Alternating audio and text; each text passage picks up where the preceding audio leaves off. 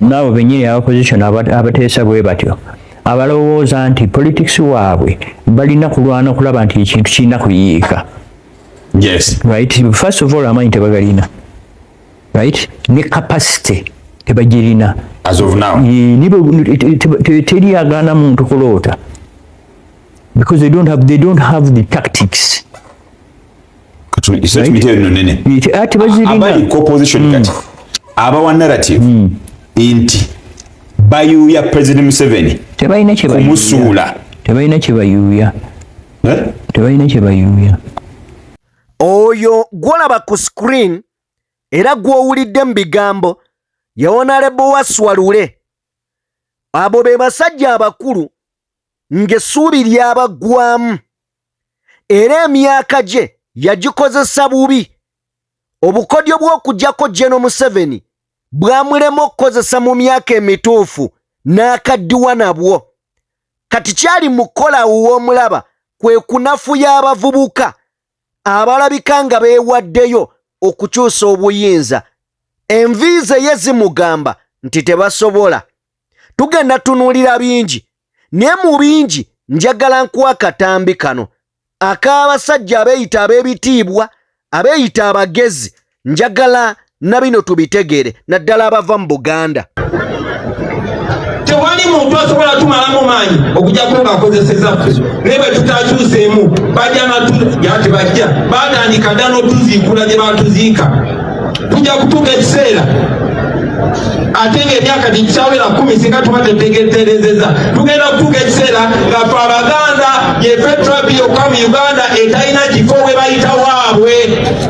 Abasajja Abaganda abo ba Waswalule ebigambo ebyo Bobi Wine byayogera ye Waswalule akugamba abavubuka tebalina kye basobola, naye byonna bibagamba nga tuyinawo omusajja Omuganda amanyiddwa oba yali amanyiddwa nga Bendikito Kiwanuka olwaleero ng'amalaalo ge gagenda kusendebwa kubanga we gasigadde Mereere yatuttewo gwe tuwogerako ngenda mubannyonnyolako.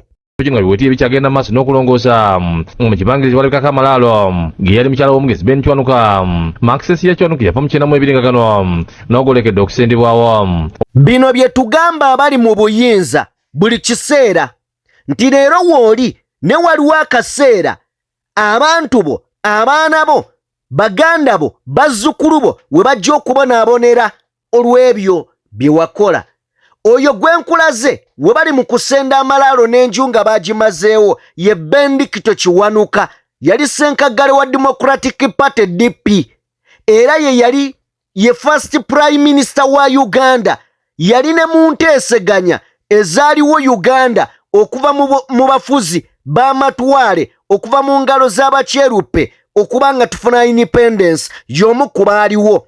Naye mu kiseera kino amaka ge bali mu gasenda amalaalo gasigadde mu bbanga. Bobi Wine byabagambye tugenda beera nga tubitunuulya mu bugazi bwabyo. Mu ngeri yemu Bobi Wine abinuka masejjere mu ngeri ennyangu oyinza okugamba nti congratulation. Olowooza ate mwami Museveni si Maziiga miranga na biwoobe World Bank ebizeemu. Tugenda beera nga nayo tutuukayo wabula katutandike n'omulongo Waswalule. Waswalule y'omu ku basajja abakuze mu myaka era nga batuludde. Omu ku bantu be tusuubira okujja tugamba ebyo ebyenjawulo ebisobola okuyambako okukyusa obukulembeze kubanga naye agamba mbw'ali ku sayidi ya nkyukakyuka. Waswalule yavuddeyo n'ategeeza nti opposition gye tulinawo tesobola kuggyako General Museveni. Bwe muba nga temusobola kutuula na mwami Museveni muteese, bwe muba nga temusobola kwogerezeganya na mwami Museveni ebyokumujja mu buyinza mubijjeeko. Ekisooka agamba nti temulina bukodyo busobola mujjako. Ekyokubiri agamba nti temulina yadde obusobozi obusobola obbagisaako mwami Museveni. Katuulye ebigambo bye. Nabo benyini opposition abateesa bwe batyo abalowooza nti politics waabwe balina kulwana kulaba nti ekintu kirina kuyiika. Yes. Right? First of all, amanyi tebagalina. Right? Ne capacity tebagirina as of now. Teri agana muntu kulota because they don't have the tactics. Ati abali opposition kati abawa narrative inti bayuya President Museveni kumusuula tebalina kye bayuya tebalina capacity tebalina tactics. Omukulu amuwulidde simanyi kikyogamba gwe munnayuganda ampuliriza era gy'osinzira okubeera ng'ongoberera simanyi kikyoyogera ku bigambo bya mukulu oyo naye nze njagala kubaako bye njogera. Ono obukodyo obujjako General Museveni yabwesigaliza ye n'asalawo akaddiwe nabwo ng'ate tabukozesezzaako yadde nze mbooza mukulu omulongo wa Swalule obukodyo obujjako mwami Museveni wabwesigaliza n'osalawo okaddiwe nabwo kuba ottuludde kubanga tetugamba nti ayinamu ku nviiri enjeru oli mweru wenna. Obukodyo obujjako mwami Museveni ssebo wakaddiwa nabwo n'ogaana n'okubukozesa kati ate oli mu kunafuya abavubuka abagezaako okwerwanako. Tumanyi nti gwe mulimo gwe babawanga mmwe abasajja abakulu abaluuzinga hope abaggwamu essuubi naddala nga baba platform mujenga abagezi abagenda okunnyonnyola eby'ekikugu newankubadde ate mmwe mwalemwa. Bw'oba walemwa kati baani b'owa amagezi obwo obukodyo bw'olina obungi bw'owabula abantu lwaki tewabukozesa ggwe n'omuggyako? Beeba abasajja abakulu naye ne kano katukalabire ddala kubanga kavudde wuwe. Waliwo issues oyogedde ku political environment eriwo niwe weerabidde nti waliwo ekyogezaako okukyusa ekirowoozo ekibadde kitambula mu bantu simanyi gye kyava example that one is also a good example si leader opposition but ekya president. Lwaki wandibadde oyagala okugamba nti nonde president mu ngeri eyo mu kiseera kino unless oyagala kuleeta omuntu nga munafu tasobola kugenda mu bantu.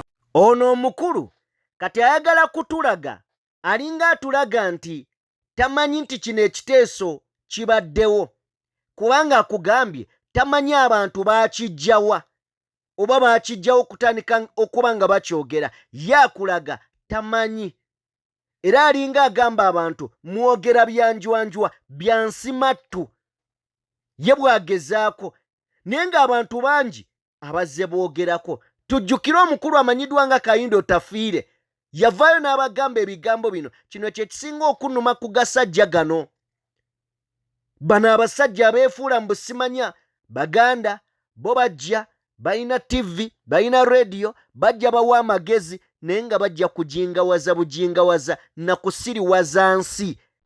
We fought for democracy, the right to choose my leader. And on this, I have heard voices in parliament saying the president should be elected by parties. David, I respect that view of yours, but I don't share it. Tell your colleagues who are peddling that idea that they should be humble enough to understand why those of us who framed the constitution said the president shall be elected by the people and not only the people but with 51% of the population. We were not stupid to insist that it should be 51%. Why are they humble enough to consult those of us who are there and say, why did you do this stupid thing? That was my belief. It's my belief. It will be my belief until the last post. Last post in the army means the bugle they blow when you are going down the grave. Oyo ye General Kayindo Tafiire. General Kayindo Tafiire akulambululidde bulungi. Naye njagala kujjukiza abasajja abeeyita ab'ebitiibwa wano mu Buganda. Njagala kujjukiza abasajja abeeyita abagezi wano mu Buganda kubanga lwaki nkugamba mu Buganda we wasinze okuva abantu abattiddwa, abantu ababuziddwawo, abantu abawambiddwa be batutteko amataka, era ojja kuwulira nga mu regions endala tebiriiyo nnyo. Niyo olw'obugwagwa bw'abantu ba wano n'okwagala okulya oba omwoyo gw'okulya omulaba abatadde ku suwaani y'emmere bali mu kubwegera mbuto nga ye asituseewo akuŋŋaanya bye balese ebbali. Tebalaba. Njagala kuwa katambi kano kabeeko kye katutegeeza ka omugenzi Bendikito Kiwanuka. Nkunnyonnyodde ne nkugamba ye first prime minister wa Uganda, yali omu ku abo abantu abaatuula nga Uganda efuna obwetuwaze okuva mu mikono gy'Abazungu ba British, era y'omu ku abo abantu abatandikawo Democratic Party DP, omuva olwaleero abatusumbuwa, abasajja abayina ebiwuduwudu naye ng'emitwe tegikola, abayina emitwe naye nga tegikola. Bendikito Kiwanuka ye yabatandikira eyo emabega omusingi guno. Leero bafuuse ebyeneena, bonna basajja bava mu Buganda. Now katutunule kiwe ekyokuyiga abali mu buyinza, nammwe abatambuza emitwe ng'emmale oba bagejja emitwe ng'emmale mu by'obufuzi, naye nga mwerabidde bye mugenda okufeesinga. Bwe mutabifeesinge abaana bammwe bagenda bifeesinga ng'olwaleero abaana ba Bendikito Kiwanuka bwe bali mu bifeesinga.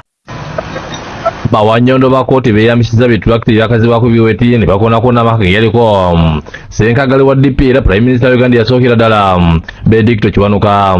Gano gasangibwa Nalukolongo era ngasanyewo gonna nga kigambibwa nti basinikiddwa Maneere mu kibuga Kampala. Kitegere kisinda makagano mutani wa mugenzi Amawulire kaje mu Kiwanuka yagasingira Maneere namuula obukadde lukaaga obulemye okuzaayo. Bano bamenyemye ebizimbe nebigwa ku ttaka tebasenda wonna n'okumenya buli ekibaddewo abatereeza kusawo nkulaakulana endala. Wetuukidde mu kifo kino nga biweti ebikyagenda maaso n'okulongoosa mu kibangirizi walabikako amalaalo ge yali mukyala w'omugezi Kiwanuka. Maziiga Kiwanuka yafa mu 92 nga gano n'ogolekedde okusendebwawo. Omuloodi wa Kampala Erias Lukwago atuuseko mu kifo kino neyennyamira olw'okusanyizibwa okw'amaka gano n'ateeka ku nninga abakulembeze b'ekitundu omunywere ani alemegwa ekikolwa kino. Mutunnyonnyole abafamire mutunnyonnyole wabbe ntakyali ewa famire eyo owa Uganda yonna wafefena bateeka okutunnyonnyola ki ekyabaddewo. Sweet bikola n'ebintu ebyo bandulo nebigenda bitubatunnyonnyole ki ekyabaddewo. Akulira ebyokuyinda ku kyalo kino Yoweri yawe alamuludde ebibaddewo. Ete batandika ensonga basooka kutandika n'abantu baali ne babakompashetinga bo ne bakolesa. Ategeeza nabo ng'abakulembeze basubiddwa wadde nga bakitegeddeko nti Maneere Mutabingwa yeddiza ekifo kino. Ono agambye nti ebintu bya Beni Kiwanuka byabadde mu nnyumba be babitaasisa ne babitwala ku poliisi y'Awakaliga gye baterese emmotoka ekikisa Benzi nga ne Makindye baterese ebitabo. Benzi ya Beni Kiwanuka gye yatambulirangamu nga Prime Minister wa Uganda. So kati tukiza kugirekera abakulembeze. Lukwago asuubiza okutereka ebintu bino okutuusa ng'aboluganda babimusabye. Simanyi kikiriwo, simanyi ntegeeragana kyeriwo ne famire nkaayana oba kiki oba kino, naye amaka ga Beni okusikirira bwe gati kyennyamiza. Beni yafa talina malaalo. Twogeddeko ne mulekwa Ambassador Maurice Peter Kajimu Kiwanuka atayagadde kulabikira ku kamera n'alaga obwenyamivu olwa Maneere atagumiikiriza n'asinda amaka ga kitaawe. Ategeeza nti bwakuddukira mu kooti amangu ddala ng'awakanya ekikolere n'agamba nti tajja kussa mukono okutuusa ng'ennyumba ya kitaawe eddiziddwawo. Ebyembi bisekerwa nti tajja kussa mukono okutuuka ng'enju ya kitaawe eddiziddwawo, okutuuka ku levo egimenyeewo ng'ebyo byonna biganye okugizaawo, ekyo kyo mukiveeko. Ne bino ebigambo byali bya Bobi Wine nga tuwolekera congratulation gye mbagambye okumuyozaayoza president Katusooke mbino ebigambo yabigamba Abaganda abaliwo oba oliawo Bendikito teyafuna mukisa kufuna abyogera ne bano abaliwo balina omukisa Kyagulanyi yabyogedde. Katusooke tugende mu katambi kano naye temwerabira ngenda kusembyayo akatambi ani amazima amatuufu eyatta Bendikito Kiwanuka ne bakisiba ku Idi Amini nti ye yamutta. Ani yatta Bendikito Kiwanuka? Ensonga ey'okubiri njagala okwogera ne bakadde baffe abakulu mu myaka kuba buli abeera enviirwa anafuuka wa kitiibwa. Nammwe ab'ebitiibwa mu ngeri ez'enjawulo njagala okubajjukiza nti ekyafuula Buganda ey'enjawulo si kulwana, si bugagga, si ki, naye ekitiibwa. Era tuyimba ne tugamba ekitiibwa kya Buganda kyabadda naffe tukikuumenga. Tetugamba obugagga bwa Buganda bwabadda tubukuumenga, tetugamba amaanyi ga Buganda gabadda tugakuumenga. Tugamba ekitiibwa kya Buganda kyabadda era tukikuumenga. Bataata ab'ebitiibwa mbasaba ekitiibwa mutandike okukiwa ekitiibwa. Nkiddamu ekitiibwa mutandike okukiwa ekitiibwa. Lwaki njogera n'abantu ba Buganda wano? Kubanga ffe tukyusiza eggwanga nga tuleeta ebirungi. Tuvudde mu ebyo byaliwo emyaka 6 egiyise. Olunaku lwa leero njagala okubajjukiza naddamu abakulembeze bannanga bali wano. Emyaka mitono egiyise ekibiina kya FDC lyali essuubi lya Uganda. Nena kyemalira nga akisensera yayita mu deputy president waabwe ate nga deputy president wa Buganda ate nga yali wa kitiibwa. Era sente za Museveni bwezito bwe zasensera okumaliriza nga bakimazeewo. Nze nyina obuswavu mu mutima olunaku lwaleero okubakinkakatako oba tunula amaaso kuba mbadde nga open gye muli okubagamba nti naffe kennyini aba NUP era sente za Museveni zayise mu deputy president waffe si wa east si wa north si wa wabula wa Buganda. So mbasaba mwena temunkubira ngalo sizaagala. Bino byenjogera Segomba byogera. Segomba kuyiwa sere ku ggwali mbaagali. Nengo ino ndiyiwako sere liyoke likale. So njagala okubategeeza Baganda bange tukole ekituufu. Twewale okola ebikyamu nga tubikweka mu kitiibwa kubanga ebikyamu bimalawo ekitiibwa.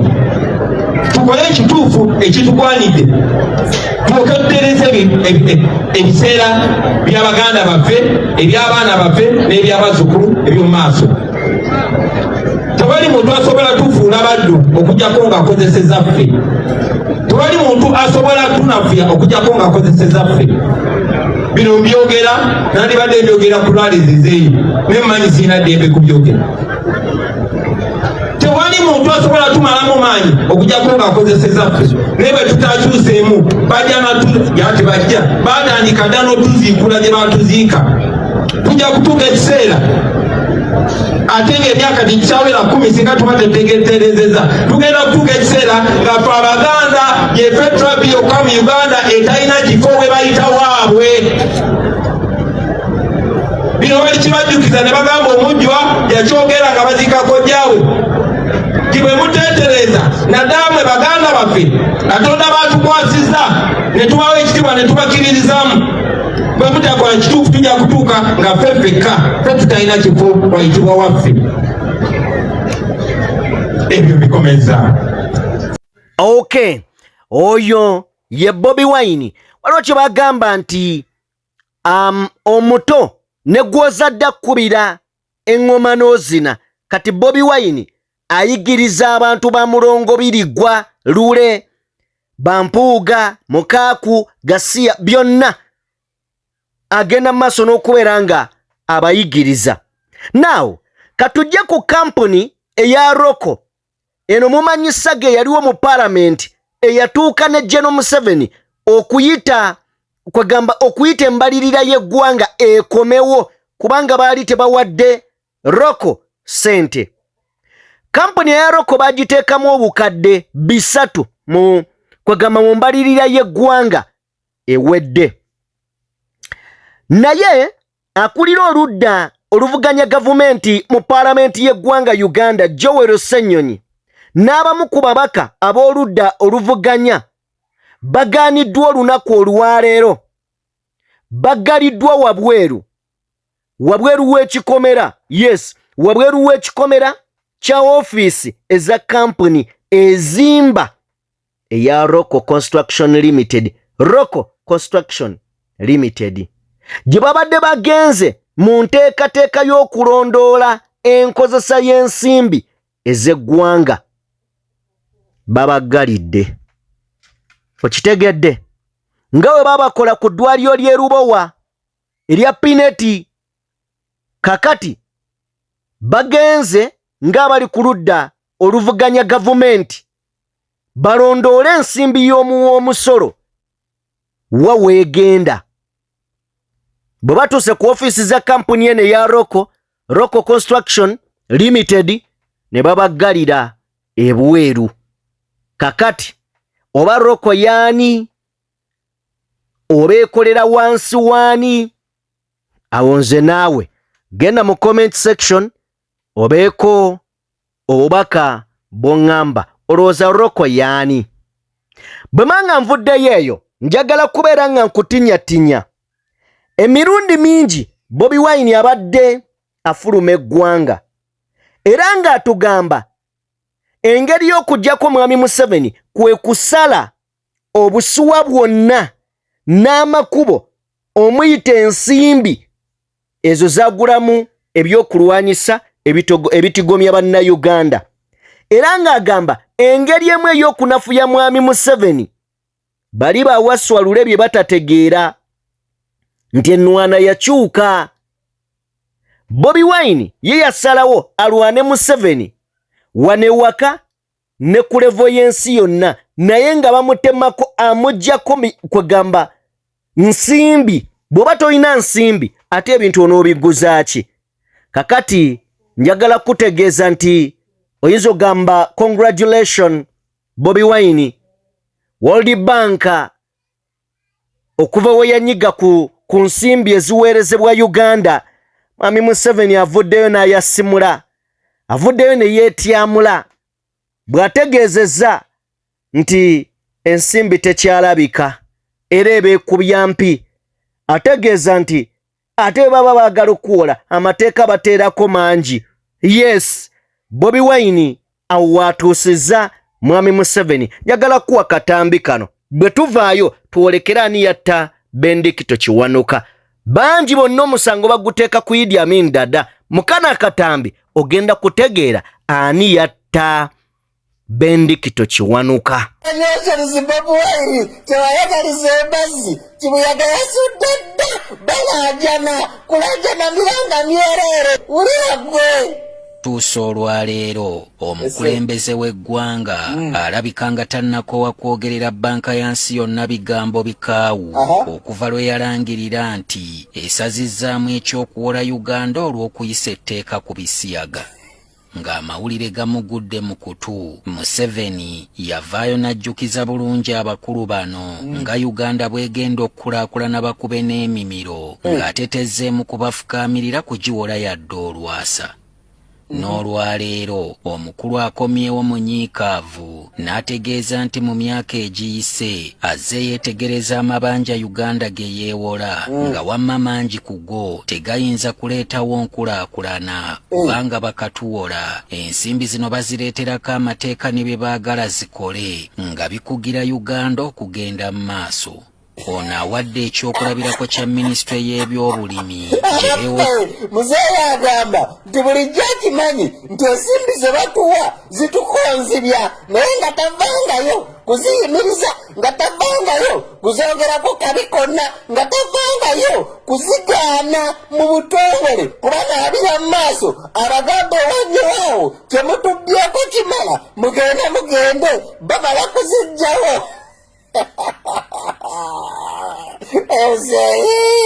Bamala kuzijjayo kakati n'alyoka yeekanga n'atulabiriza n'atugamba nti nedda esente zammwe twali twazikola dda zibadde tezituyamba zibadde ziremesa okulaakulana mu ggwanga lyaffe.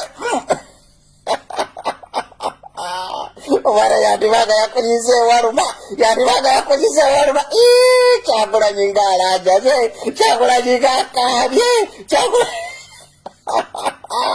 omulanga gwe bagwanukudde ddadi bagwanukudde dda kankulage ku miranga gya Kyagulanyi gyazzaakaaba. Uganda depends largely on international aid, and it's sad that the international community continues to have cooperation and to shake General Museveni's blood-stained hands. It's important that these words are followed with firm actions. First, we call upon the world leaders to stop shaking General Museveni's blood-stained hands through funding and cooperation. Secondly, we call upon mu myaka gikunukkiriza mwami Tibwabu wajafugidde eggwanga Uganda embeera wakati we n'abazungu esajjuse for the very first time oluvannyuma lw'abazungu lw'abakyeruppe okwanukula omulanga gwa Bobi Wine oguzze gubalaajanira nga gubasaba bajjawo obuyambi bw'olwa mwami Tibwabulwa kubanga bukozesa bubi ng'abasaba balekerawo okukolagana ne kanywa musaayi anywa omusaayi gw'abanna. Kati Bobi gyali awulira atya ndowooza kati akuba bulatti agamba awo wenjagala yakozize pesa oluwulidde kakati mutugamba talina kyano na Bulaaya nti agendayo kuyimba agendayo kudigida agendayo kulya masappe ebyo bwa pulezidenti yabivaako otwanyi mutuwulireeyo zabuuza otwanyi mutuwulira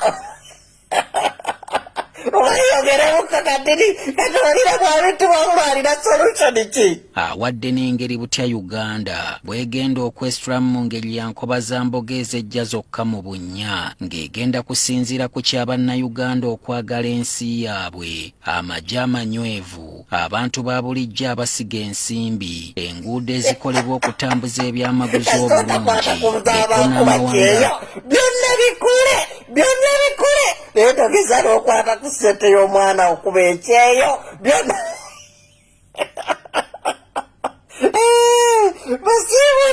basiibudde omusajja mu Bugambe takwata ku ssente y'omwana akuba kyeyo kubanga ate be babadde bakyamuwaddemu akalembereza akatinitini nti ekyeyo kibadde kisikiriza abavubuka bangi nnyo oba oliawo ne bateetaba mu byobufuzi by'eggwanga ne bafuluma ne bagenda e Bulaaya okunoonya ssente kaakati ate abiteekeko obukwakkulizo gye baddukira babeere nga tebalinaayo buweerero ayaya bonna basigale mu ggwanga muganda wange nga bajja kukufuukira ekyambika nga bajja kukufuukira ekyawalo bajja kukufuukira ekyawalo lw'abavubuka ababo badde bagenda e Bulaaya okunoonyaako okulya okunoonya okukyusa obulamu kakati ate obateekeko obukwakkulizo obutagambika babeere nga tebakyasobola kugendayo mama nyabo era Bobi kati alina okuba ng'aseka bususi agamba byonna bikole tagala teeka ne wano omusolo ekigendererwa kyange njagala onyiizaawo sokera kubankuba kyeyo banyiige nnyo jangu kati ne wano ne bano obanyiiza abasuubuzi nabo babinika omusolo ne wano nemalwalire eddagala lijjeeyo ddala kaakati awo asooka akufunza akuteekemu ttaanaati iye agera kutwala bubijjo agera kutwala ekiwujjo. Okay, kale mukulike eyo mu bubaka obwo wabula njagala tuwa akatambi kano obudde. Abantu bangi banenya Idi Amin Dada era nga bagamba yatta Bendikito Kiwanuka. Abantu bangi bavaayo ne banenya ebikolwa bya Idi Amin Dada. Najja wano wennakola emboozi ya Idi Amin ne nkugamba ebintu bingi ebyayogera ku Amin ebyobulimba ate ng'obulimba obwo bwasaasaanyizibwa mwami Museveni ne banne okusiiga Idi Amin Dada enziro n'ekifaananyi ekibi. Mpuliriza mukana akatambi k'ogenda okuwulira ogenda kumanya olukwe lwavaawa, ani yalulimu, ye yasimattuka atya, mwe tugenze.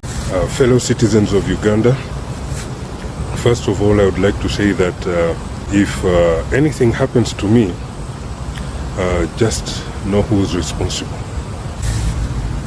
Every year in September, Uganda remembers the tragic 1972 abduction and disappearance of Uganda's Chief Justice, the late Benedicto Kiwanuka. What the 1974 Commission of Inquiry revealed about this disturbing case and what the government investigations achieved back then is that Amin already got all the people behind this heinous, senseless crime and put them on firing squad, as the entire world has already seen in the news pictures. However, one other individual has since come out declaring himself the only survivor of the gang, thus incriminating himself in this harrowing case. He therefore now has to answer to the families of his victims, particularly on the question of the whereabouts of Kiwanuka's body. As far as the Amin government was concerned, the criminals were found when one of them was seen in Mbale driving the very vehicle whose registration number UUU 171 was reported by eyewitnesses at the scene of Kiwanuka's abduction, which had happened exactly 4 months earlier. The armed kidnappers were, according to their own comrades' subsequent statements in the press, plotting their next crimes from this town in eastern Uganda. Evidence reportedly collected from their hideout after it was raided by police included a hit list of names of senior public personalities to abduct and or murder. A list that contained the name of Kiwanuka, already ticked presumably as mission accomplished. 3 terrorists were reported as neutralized on the spot that January day, and 1 officer injured. The exchange of fire took place at House 49 Makulu Housing Estate in Mbale as the terrorists started shooting their way out of their surrounded hideout. However, one had fled arrest in Mbale, and nobody knew who this scampering criminal was until when he himself wrote about his own escape in his own book, Sowing the Mustard Seed. What he wrote, and I quote, "When Amin soldiers knocked at the door asking about the vehicle, I knew we were finished. I had the car keys in my pocket." So he knew that the investigating officers had followed up the investigation properly and connected the dots and got up to him and the fellow criminals, knowing what they had done on September 19th, 1972 to Chief Justice Benedicto Kiwanuka. This case is therefore really simple. The person driving Volkswagen number UUU 171 clearly has some explaining to do to the people of Uganda regarding the Kiwanuka case.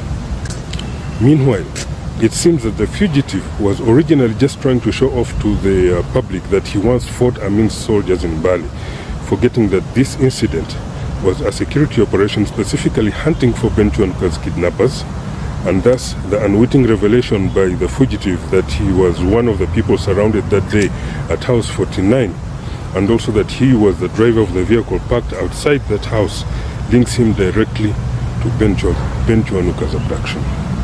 Basically, had he just shut up about the whole Mbale incident, nobody would have ever been able to connect the dots, nobody would have ever been able to link the crime to him ever, and I wouldn't be writing this sad history here today. It all started on 19th September 1972 when a major invasion of Ugandan rebels from Tanzania took place. They were, however, swiftly defeated in battle and started undressing frantically. Each one left their rebel uniforms wherever they were and ran to mix into the civilian population, where citizens themselves first started clobbering them in mob justice. However, others managed to flee for dear life and vanished in thin air. Just 3 days later, on 22nd, Chief Justice Benedicto Kiwanuka was abducted in broad daylight from his offices in Kampala. In the 3 months following Kiwanuka's abduction, at least 8 other senior personalities were also kidnapped and disappeared in exactly the same modus operandi, never to be seen alive again. These include Joseph Mubiru, Governor of Bank of Uganda, who who was abducted just 1 week after Ben Kiwanuka, then followed by the kidnap of Frank Kalimuzo, Vice Chancellor of Mereere University, Minister John Kalema, Minister Basil Bataringaya, Haji Kasigwa, Town Treasurer of Jinja, Jolly Joe, who was a comedian and labor activist, and several others. May their souls rest in peace. But it all started with Ben Kiwanuka, Uganda's first ever indigenous prime minister, a legacy not diminished even by time. Many might have seen a picture of Captain Tom Masaba of the Uganda Army surrounded by his fellow soldiers before he was executed by firing squad in public on 10th February 1973. He is reportedly the person who gave the terrorists the vehicle whose number plate eyewitnesses had noted in the broad daylight abduction.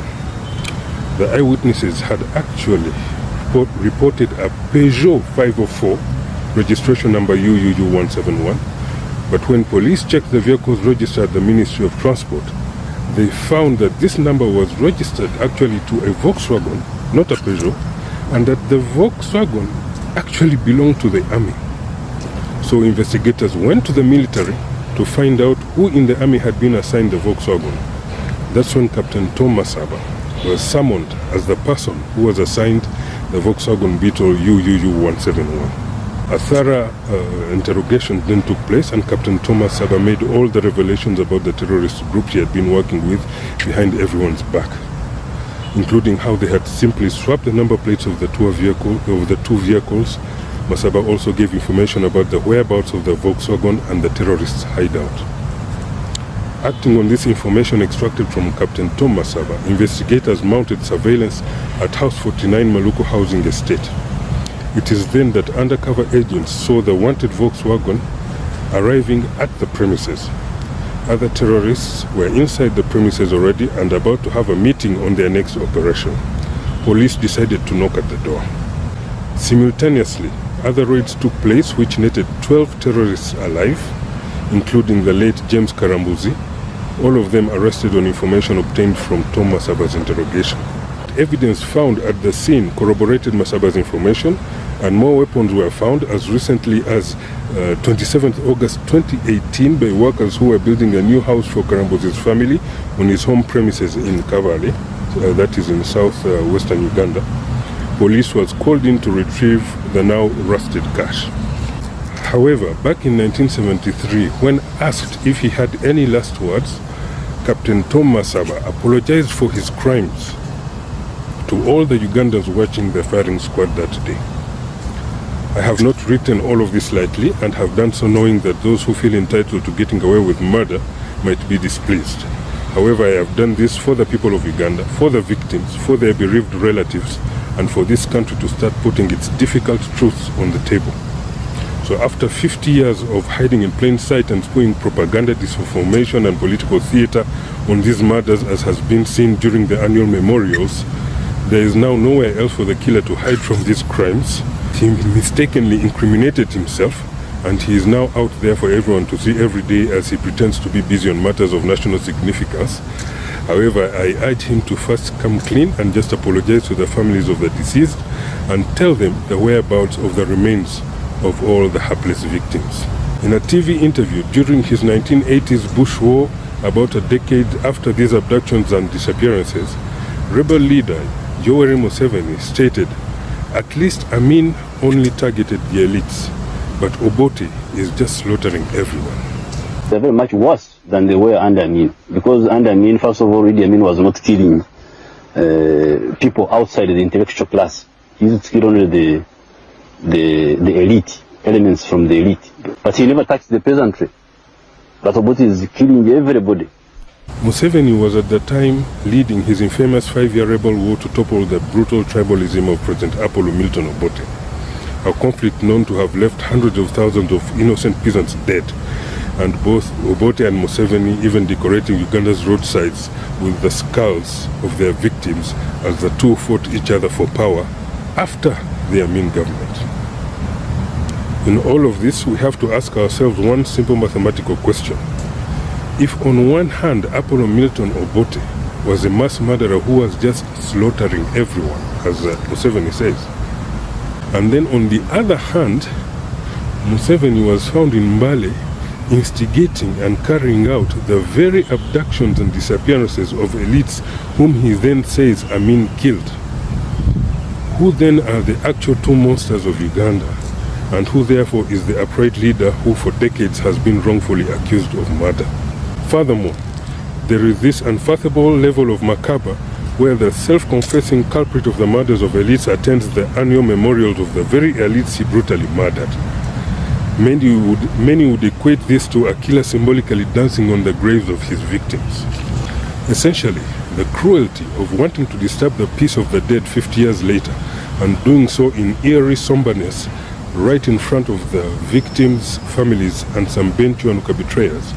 Yet, as the self-confessed sole survivor of the Mbale incident, where all 4 men found to have heinously disappeared Chief Justice Kiwanuka were dealt with, why doesn't he just tell Democratic Party Secretary General Norbert Mao, or the party members, or the public, and the poor late Kiwanuka's family, where he and his fellow criminals dumped the late Chief Justice's body, so that the deceased can be given an appropriate state funeral? In light of all this, I would like everyone to know that we, the Amin family, understand best anyone who has suffered immense mental trauma and harrowing emotional distress stemming from cruel disinformation waged against them with false and baseless accusations that are literally hurting innocent people and generating tremendous stigma, grotesque myths, ridicule, malice, demonization and propaganda against any innocent person. Who on this planet has been able to withstand the worst lies and the most vagabond insults against an innocent person more than what Amin has been the victim of? Yet he remained silent and not even responded to the deliberate, heinous disinformation orchestrated against him every single day for over 50 years and counting by angry, malicious, unapologetic killers and political charlatans who frantically try to dodge carrying responsibility for their own crimes. Thank you.